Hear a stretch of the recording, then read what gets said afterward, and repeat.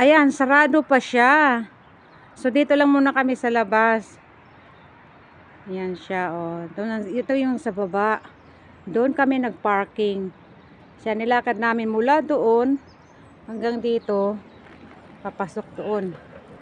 Ayan sila. Ayan. Ang baba. Ang pangalan niya pala ito, The Gates of Charivets. Ito pala yung pangalan dito. Hindi man maintindihan. Kasi wala mang English yan na translation.